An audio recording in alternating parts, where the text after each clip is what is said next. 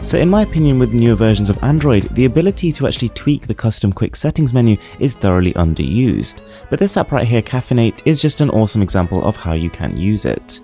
You simply place it into your quick settings menu, and tapping on it once will add 5 minutes of screen on time. As soon as that period's up, the phone will just return exactly to its normal behavior. So then we've got Clipper, and this allows you to copy multiple things onto your clipboard at any one time and also use them interchangeably.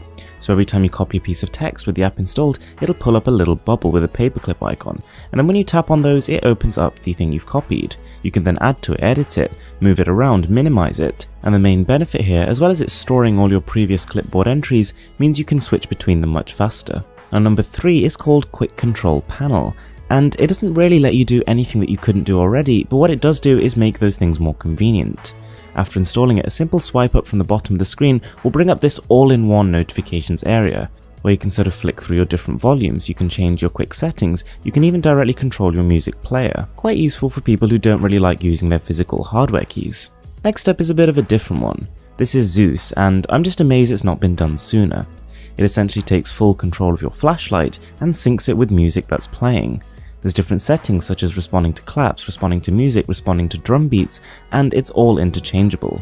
It actually basically creates a mini rave just using your smartphone, and as far as I'm aware, this technology doesn't really exist anywhere else, even though it's fairly basic at its core. Next up, we've got Flat UI, and ironically enough, probably the biggest selling point of it is that it doesn't try to be different at all.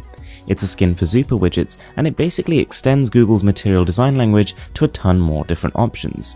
So all the widgets on here are nothing that Google originally offers, but they look and feel exactly like you'd expect them to.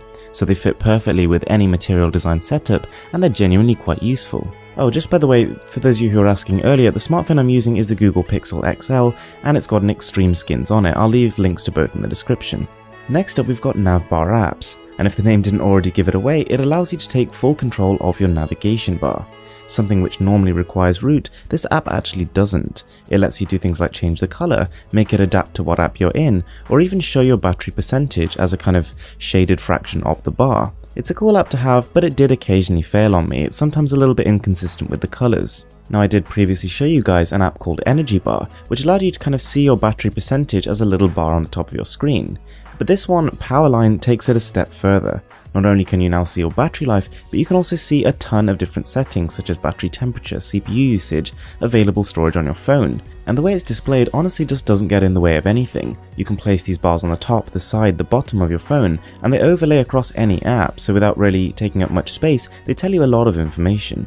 So next up we've got Doze, and whilst from the face of it might look like an alarm clock app, it's kind of the opposite. This thing helps you fall asleep.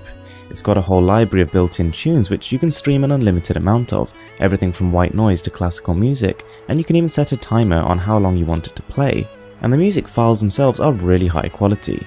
As to whether or not it works, I'll leave that up to you, but I found it pretty useful. And then we've got Wallpapers Craft. And for the most part at least, this is not exactly an outstanding application. It offers pretty standard, albeit nice wallpapers, but the real trick here, the real ace up its sleeve, is that it optimizes it for your device's display. So when you boot it up for the first time, it'll detect your resolution and optimize each wallpaper so that it fits exactly. Gives them a really nice sharp look. So guys, there we have it. Those were my best Android applications of December 2016. I really hope you enjoyed the video. This list took me ages to put together, and if you did, be sure to smash that subscribe button. I'm Mr. Who's the Boss, and I'm signing out.